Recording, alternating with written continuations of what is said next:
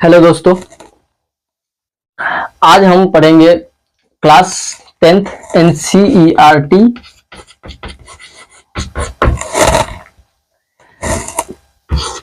Chapter 1 exercise 1.2। आज मुख्यतः तीन चीज हम पढ़ने वाले हैं। पहला, अभाज्य गुणनखंड क्या है, कैसे निकाला जाता है।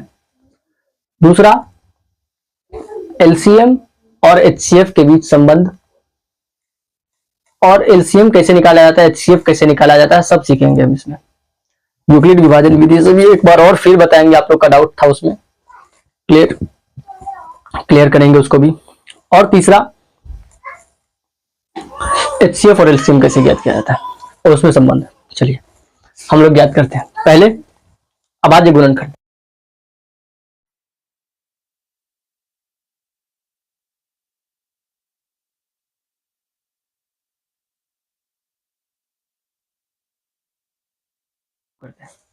अभाज्य गुणनखंड, आखिरकार अभाज्य गुणनखंड है क्या। सबसे पहले तो हम अभाज्य संख्या के बारे में पढ़ेंगे। अभाज्य आखिर क्या होता है। अभाज्य का मतलब होता है जो भाज्य न हो, जिसका भाग न लगे, यानी जो अपने अलावा केवल एक से ही भाग लगे।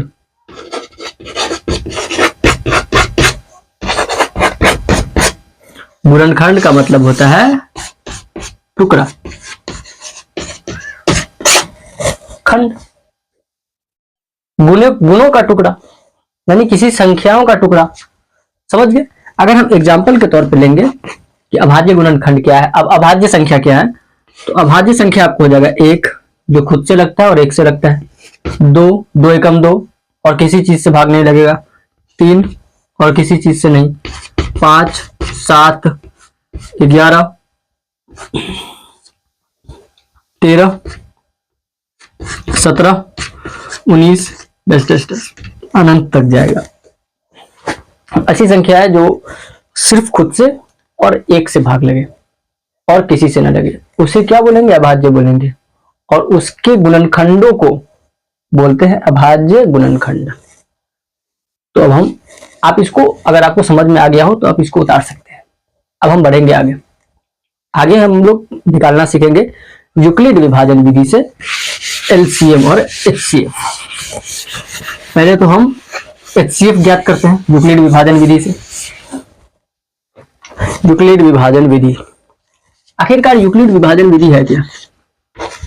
यूक्लिड विभाजन विधि, भाजक, इसका एक फॉर्मूला होता है, भाजक बराबर भाज्य गुणे भागफल प्लस शेषफल। इसमें कंफ्यूजन था इस फॉर्मूले में, आज दूर हो गया है। भाजक बराबर भाज्य गुणे भागफल प्लस शेषफल, ए बराबर बी क्यू प्लस आर, इसको याद रखना है आपको। तो अब हम आगे बढ़े। अगर हम लोग बचपन में पढ़ते थे महत्तम, बिल्कुल महत्तम, कोई यहां पर इस तरीका से उतार देना ही क्या है, यूक्लिड विभाजन विधि। ठीक है। तो ए बी, शेषफल को बोलते हैं क्यू,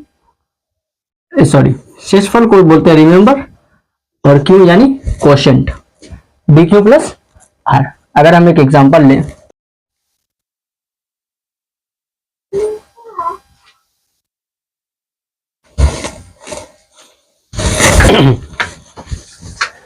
तो अगर हम एग्जांपल की बात करें तो हम एग्जांपल ले सकते हैं, हम किताब से एग्जांपल लेंगे यूक्लिड विभाजन विधि से, विधि के लिए किताब से अगर एक एग्जांपल ले लें हम, तो हम किताब से एक एग्जांपल ले सकते हैं 26 और 91 का।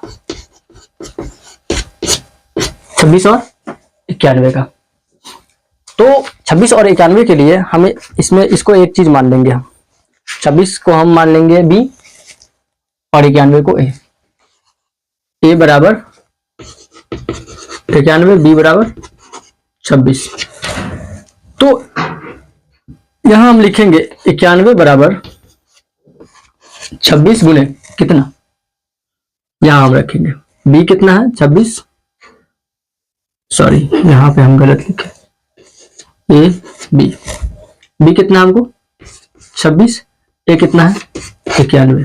26 को कितना से गुना करेंगे तो 91 आएगा, 26 गुना 46 ये 52, 26 तिहाई 78, ज्यादा हो जाएगा 26 चौकी, तो 26 तिहाई लगाएंगे हम, कितना बचा आपको 13। 26 गुने 3 प्लस 13। अब महत्तम के अनुसार जो आपको शेष था वो भाज्य हो गया और जो भाज्य था वो भाजक हो गया, यानी इधर से ये इधर आ जाएगा 26 बराबर, और इधर से ये इधर आ जाएगा 13 गुने 2 प्लस 0। तो इसका HCF कितना हो गया आपको 13। आई होप आप लोग को ये समझ में आया हो, HCF निकालना इतना ही आसान है। तो आप लोग को ये चाहिए कि आप लोग इसका रिवीजन करें, प्रैक्टिस करें, एक दो बार बनाएं, अपने आप बनेगा। अगर कोई डाउट हो तो आप हमें पूछ सकते हैं कमेंट बॉक्स में, या फिर इसको फिर से रिवाइंड करके देखिए, शुरू से फिर से देखिए, या फिर से समझ में आएगा। तो हम इसको मिटाते हैं, अगर आपको उतारना है तो इसको पॉज कर लीजिएगा।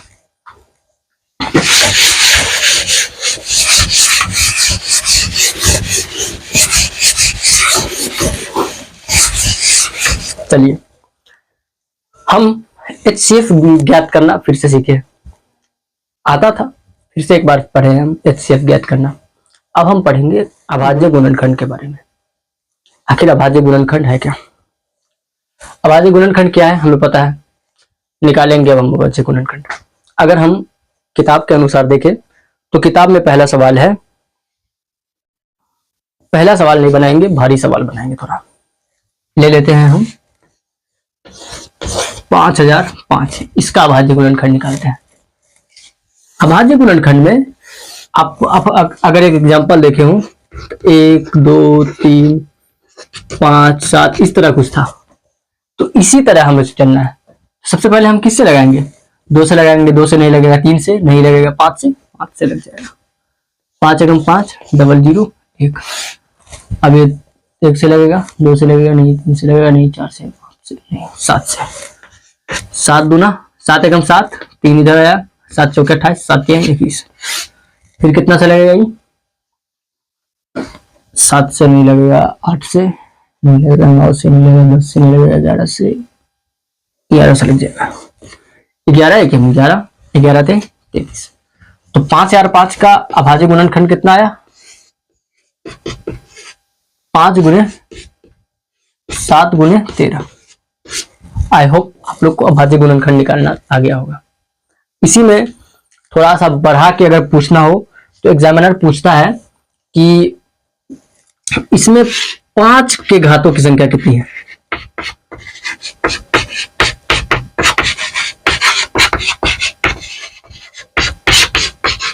पांच के घातों की संख्या कितनी है, तो इसमें 5 का घात कितना है, 1 तो 5 है, तो 5 के घात की संख्या 1। अगर 2 रहता तो 5 के घात की संख्या 7, ये 2। अगर 7 का घात की संख्या पूछा, 7 जितना रहेगा उतना देंगे। 13 का पूछेगा तो 13 का देंगे। आई होप आप लोग को ये सब चीज समझ में आया, हम पढ़ा चुके हैं ये सब पहले, ये सब बस हम एक बार याद दिला दे रहे हैं आप लोग को। तो इसको मिटाते हैं। अब हम लोग जो है किताब के ऊपर आएंगे। किताब से तो आप लोग, अब हम इसका हम पहला का तीसरा बता दिए, पहला का तीसरा बता दिए। बचा जो बाकी सब अभाज्य गुणनखंड बना लीजिएगा आप लोग घर से। इतना ज्यादा टाइम नहीं देना इस पे, क्योंकि हमारे पास समय कम है और वीडियो ज्यादा बड़ा हो जाएगा तो फिर उसे अपलोड होने में भी टाइम लगता है। तो बाकी आप लोग पहला सवाल में बना लीजिएगा। दूसरा सवाल देखते हैं क्या दिया हुआ है।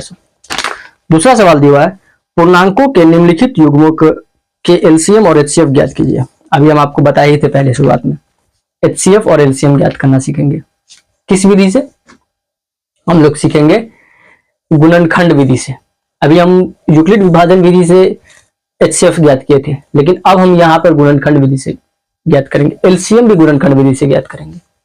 सबसे पहले हम लोग ज्ञात करेंगे, अगर हम एक सवाल लें, एलसीएम और एचसीएफ ज्ञात करने के लिए गुणनखंड विधि से। तो इसमें का पहला सवाल है 26 और 91। चूंकि ये हम इस बता चुके हैं इसलिए हम दूसरा एग्जाम्पल लेंगे। 510 और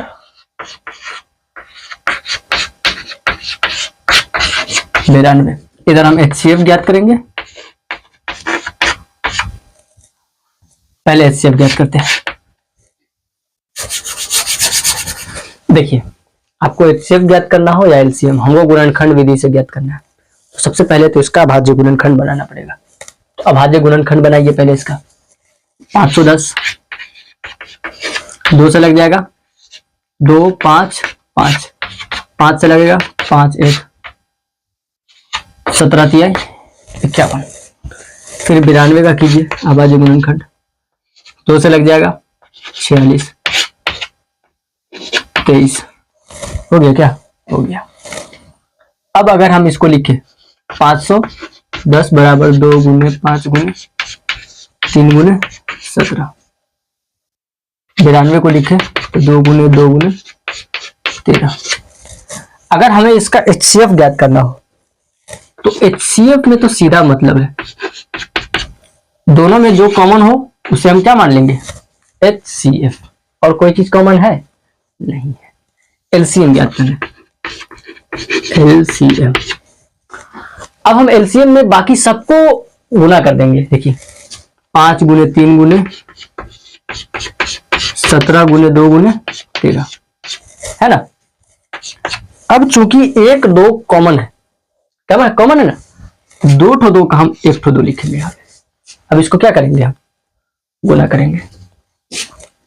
5 तिहाई 15, 15 गुने 17, 2 दूना 4, 4 पंचे 20, 20 तिहाई 60, 60 को 13 से गुना किया जाए तो 60 दाही 600, 600 700 780, 780 गुने 17, 780 गुने 17, 7 8 56, 7 7 49 और 5 54। 7 5 12 और 1 13,260। ऐसा कुछ है का?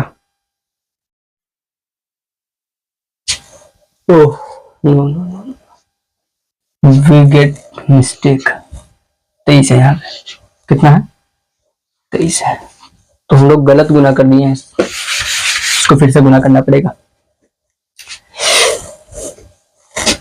2 दूना 4, 4 तिहाई 12, 12 पंचे 60, 60 गुने 23, 0 6 तिहाई 18, 0 6 दूना 12। अब इसको 17 से गुना करेंगे। 0 6 8 7 56, 7 21 5 26, 7 1 7 2 9, 0 8 3 1, 0 6 4 9 3 12 और 1 13, 2 1 3, 23,460। आई होप आपको ये समझ में आया होगा। आई रिपीट इट, एक बार और हम इसको रिपीट कर देते हैं। क्या है क्या? 510 और 92 का हमको एचसीएफ और एलसीएम ज्ञात करना था गुणनखंड विधि से। तो 510 और 92 का हम अगर गुणनखंड विधि से एचसीएफ और एलसीएम ज्ञात करें तो 510, ठीक है, 92 का गुणनखंड इतना आया। एचसीएफ कॉमन फैक्टर निकाल दिए हम। एलसीएम सब बाकी सभी को हम पहले गुणा कर दिए और जो कॉमन आया था उसमें सिर्फ एक ठो हम लेंगे, पूरा को हम नहीं लेंगे। आई होप आप इसको समझ गए होंगे। इसी सवाल में अगर हम आपको कुछ समझाना चाहे तो एक और चीज आपको हम समझा सकते हैं, और वो यह है कि अगर इसी में हमको दिया हुआ दूसरा सवाल अगर हम देख ले तो जांच कीजिए कि दो संख्याओं का गुणनफल बराबर, जांच करना है, दो संख्याओं का गुणनफल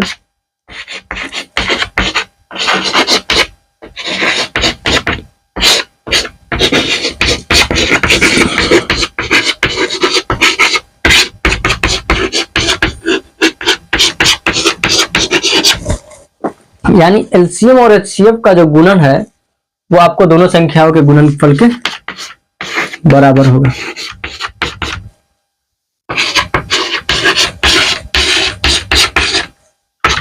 ये होगा 0, 6 दूना 12, 8 1 9, 6 1 7, सॉरी 6 2 दूना 4। जब ये इतना आया है तो इसको भी आना चाहिए। आप लोग गुना करके देख लीजिएगा, अगर नहीं आए तो यह सही नहीं है, अगर आ जाए तो ये सही है। तो हम यहां लिख देंगे अतः यह सत्यापित हुआ।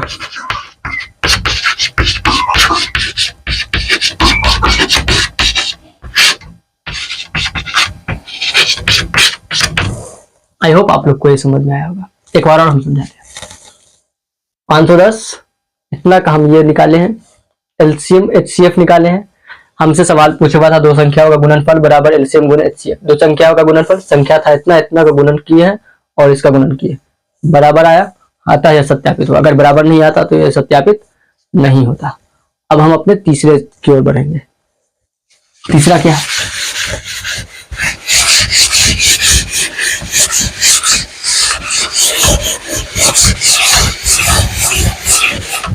इसमें 3 सवाल था, एक और आपको हम बता देते हैं।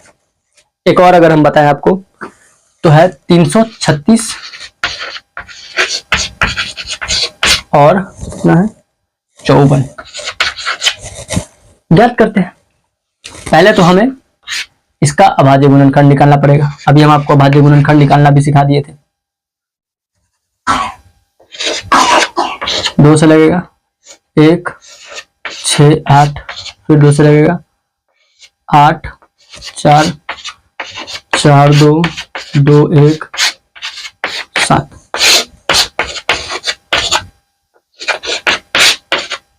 3 से लगेगा 9, फिर 3 से लगेगा 3। तो पहले तो हम इसका एचसीएफ ज्ञात करेंगे और एलसीएम ज्ञात करेंगे। चलो ज्ञात करते हैं। सीधा फॉर्मूला है, पहले अभाज्य गुणनखंड निकालो। 336 का हो जाएगा तुमको 2, कितना 2 है 4 2 है, फिर एक 3 है और एक 7 है। 54 का कितना है 2 गुने 3 गुने 3 गुने 3। एचसीएफ अगर आपको ज्ञात करना हो कितना आसान है, बस आपको एक बार बढ़िया से देख लेना और इसको रिवीजन करते रहना। किसी सिन्हा में और ज्यादा होगा, हम आपको पढ़ाए थे, उसका नोट्स होगा आपके पास, उसका रिवीजन कीजिएगा। हम ये एनसीईआरटी पढ़ा रहे हैं। आई होप आप लोग को ये समझ में आ रहा होगा। एनसीईआरटी मतलब केसी सिन्हा पूरा कवर करता है। अगर केसी सिन्हा पढ़ लिए तो एनसीईआरटी कुछ नहीं है, आराम से बना लीजिएगा। लेकिन फिर भी हम बता दे रहे हैं। इसमें कॉमन है, 1 2 कॉमन है और एक 3 कॉमन है, जो दोनों में है। तो 2 गुने 3 बराबर 6। अगर एलसीएम ज्ञात करना हो 3 तो 2 है, 1 2 3, एक तो 7 है, फिर 3 गुने 3 है। एक तो 3 कॉमन है, एक तो 2 कॉमन है, तो 2 गुने आया। बस समझ में, ये गुने एचसीएफ सीधा मतलब है। तो अगर हम इसको गुना करें, देखिए अगर आप लोग को यहाँ कॉमन लेने में एलसीएम में दिक्कत होता होगा कि किसको ले, तो कुछ नहीं करना है। जो कॉमन आ गया है उसको छोड़ देना है आपको, सिर्फ किसको उतार लेना है, जो कॉमन नहीं आया है। जैसे ये सब कॉमन नहीं आया था, ये सब कॉमन उतार लिए है, और फिर उसी में आपको गुना कर देना है किसको, एचसीएफ को। आई होप अब आप लोग समझ गए होंगे और अच्छा से। ठीक है, तो हम लोग आगे बढ़ते हैं। 2 दूना 4, 4 दूना 8, 8 दूना 16, 16 3 48, 48 तिहाई 48 तिहाई, 8 तिहाई 24, 4 तिहाई 12, 4 तिहाई 12 और 2 14। ये सब हो गया है, ये भी हो गया। 2 दूना 4 दूना 8, 8 दूना 16, 16 दूना 16 तिहाई 48, 48 तिहाई, फिर 3 से गुना करना है, 4 तिहाई 12, 4 के 12 और 1 13। आप लोग भी गुना करके देख सकते हैं। 3 एकम 3 और 1 4। अब इसको 7 से गुना करना है। 7 दूना 14, 7 3 21, 1 22, 7 चौके 28, 2 30, 3024। तो हमको एलसीएम और एचसीएफ फाइंड हो गया। अब हम लिखेंगे दो संख्याओं का गुणनफल। हमको प्रूफ भी तो करना है।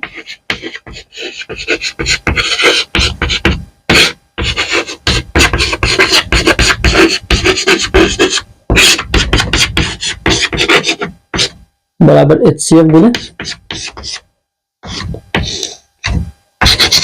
एलसीएम। दो संख्या कितनी है आपको?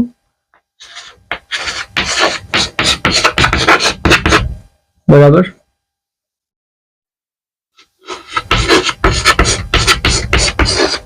6 चौके 24, 6 दूना 12, 2 14, 6 3 18।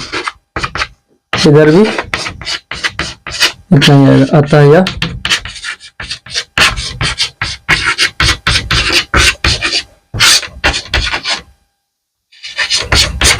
अतः यह सत्यापित हुआ। तो आप लोग को ये सब तो समझ में आ गया होगा। अगर अब हम आगे की ओर बढ़े,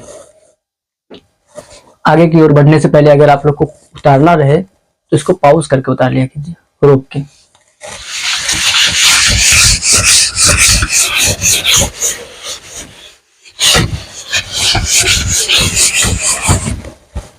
अगर हम आगे बढ़े तो आगे है तीसरा सवाल।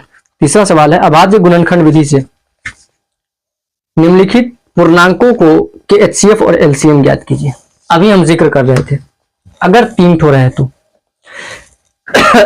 किसको ज्ञात करना है? एचसीएफ और एलसीएम ज्ञात करना है।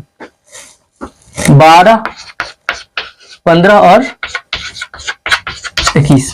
सीधा सीधा मतलब है इसका एलसीएम तो 3 आने वाला है। सॉरी, एचसीएफ तो 3 आने वाला है। एलसीएम देखते हैं। सबसे पहले हमें ये सवाल क्या दिया है गौर से सुनिए। अभाज्य गुणनखंड विधि द्वारा निम्नलिखित पूर्णांकों के एचसीएफ और एलसीएम ज्ञात करें।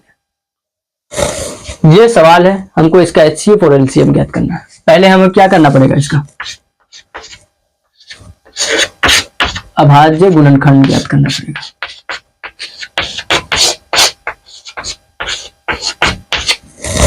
ठीक है।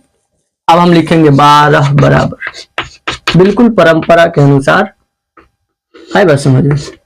परंपरा को छोड़ना नहीं है, नहीं तो समाज बहुत मारेगा। गुने 3, 3 गुने 5, 3 गुने 7। अब ऐसा क्या चीज है जो तीनों में कॉमन है? सिर्फ ये कॉमन है तीनों में। तो हम यहां लिख देंगे एचसीएफ बराबर 3। सीधा मतलब है। अगर अब हमको एलसीएम ज्ञात करना हो तो कैसे ज्ञात करेंगे? आप लोग ज्ञात कीजिए, ज्ञात कीजिए। 1 मिनट के लिए रोक लीजिए, ज्ञात कीजिए, फिर ये वीडियो देखिएगा। सीधा जो बचा हुआ है उसको क्या कर देंगे? गुना कर देंगे। कर दिए। अब हम आपको बोले थे जो एचसीएफ आया उससे क्या कर देना? गुना कर देना। तो आपका क्या आ जाएगा? एलसीएम 2 दूना 4, 4 पंचे 20, 20 सते 140, 140 तिहाई 420। तो एचसीएफ भी निकल गया और एलसीएम भी निकल गया। आई होप आप लोग समझ गए होंगे। अगर नहीं समझे, लेट्स गो, एक और बनाते हैं हम लोग। एक और एग्जांपल देख लेते हैं।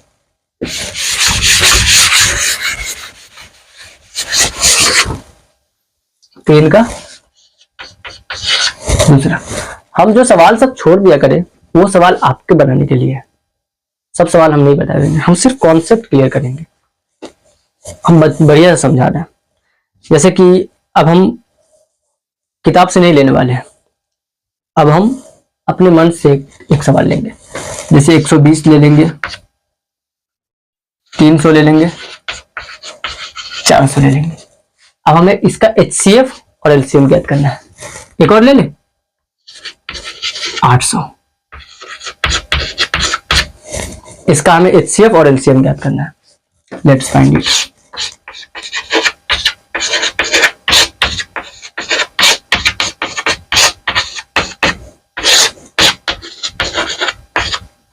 दो से लगेगा 150, 75।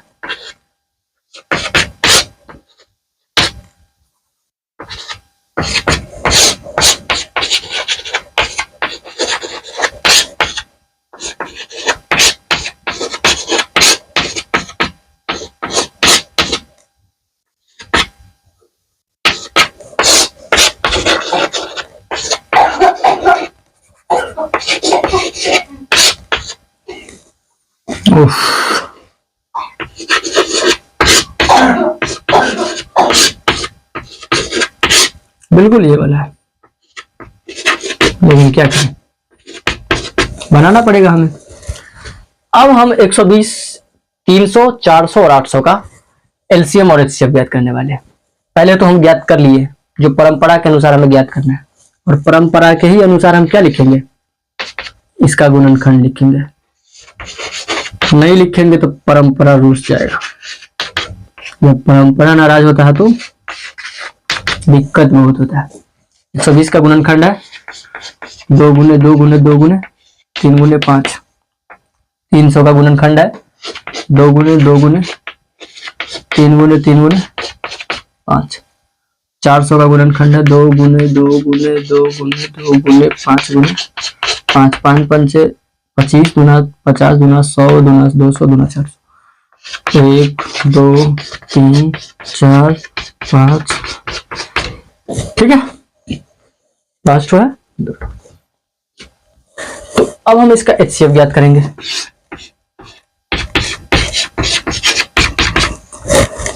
कौन कौन सा चीज है जो तीनों में कॉमन है? एक ये कॉमन है, दूसरा भी 2 कॉमन है, अच्छा एक और 2 तीनों में कॉमन है, 1 2 2 2 3 2, ठीक है। लेकिन ये इसमें नहीं है, इसमें अगर होता तो हम लेते, नहीं तो अन्यथा मत लीजिए, इसको हम नहीं लेंगे। आई बात समझ में? तो हमें कॉमन है 2 गुने 2, तो इसका HCF कितना आया 4। अगर हमको LCM ज्ञात करना हो तो बाकी जो छूट गया है उसको गुना कर देना है। 2 गुने 3 गुने 5 गुने 3 गुने 3 गुने 5, 3 गुने 3 गुने गुने 5 गुने 2 गुने 2 गुने 5 गुने 5, 2 गुने 2 गुने 2 5 गुने 5 गुने 3 तो 2 1 2 3 2 5। अब इसको गुना कर दीजिए, आपका LCM आ जाएगा। ओह माय गॉड, एक चीज तो छोड़ दी, HCF 2 गुना, तो इसे भी तो गुना करना है कॉमन वाला को। 2 दूना 4, 4 पंचे 20, 20 पंचे 100, 200, 400, 800, 4000, 20,000, 40,000, 40 दूना 80,000, 4 लाख, 4 लाख 12 लाख, 48 लाख, 12 दूना 24, 12 36 लाख, 36 पंचे 36 दूना 72 लाख, 72 तिहाई 72 दूना 144, 144 दो 146, 146, 146 7 21, 7 21।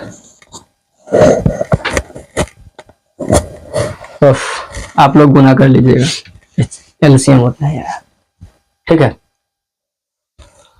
तो अब आप लोग को LCM और HCF निकालने में कोई दिक्कत नहीं होगा।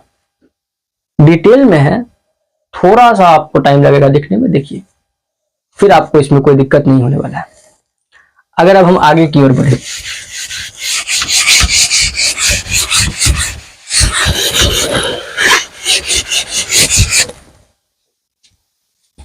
तो यहां सवाल है, जांच कीजिए कि क्या किसी प्राकृतिक संख्या n के लिए संख्या 6n अंक 0 समाप्त हो सकती है? नहीं हो सकती है। ये आपके लिए हिंट है, आप इसको बनाइए, कैसे बनाइएगा। अगला सवाल है, व्याख्या कीजिए कि 7 गुने 11 गुने 7 गुने 11 गुने 13 प्लस 13 और 7 गुने 6 गुने 5 गुने 4 गुने 3 गुने 2 गुने 1 गुने 1 प्लस 5, क्या ये भाज्य संख्या है? जी बिल्कुल भाज्य संख्या है। इसको आपको क्या करना है? गुना करना है, सॉल्व करना है। इसको सॉल्व करना है। 7 गुने 11 77 गुने 13 प्लस 13 करना है। इसका जो संख्या है, इसका जो संख्या है, अगर वो 2 1 के अलावा किसी और कम से कम 3 संख्या से भाग लग रहा है तो वो क्या होगा आपका? तो वो संख्या आपका भाज्य संख्या होगा। और नहीं लग रहा है तो आपको अभाज्य संख्या किसे कहते हैं आपको पता है? भाज्य संख्या उसको कहेंगे जो अपने अलावा किसी और से भी भाग लग जाए, अपने और एक के अलावा। और अभाज्य संख्या वो होता है जो अपने और एक के अलावा किसी से भाग ना लगे। तो आप इसको बना लीजिएगा, सॉल्व योरसेल्फ।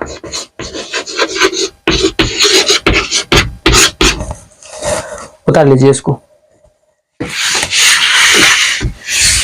अगर हम फिर से आगे की ओर देखें तो यहां बोला है, किसी खेल के मैदान के चारों ओर एक वृत्ताकार पथ है। इस मैदान का एक चक्कर लगाने में सोनिया को 18 मिनट लगते हैं। सोनिया को कितने मिनट लगते हैं? 18 मिनट।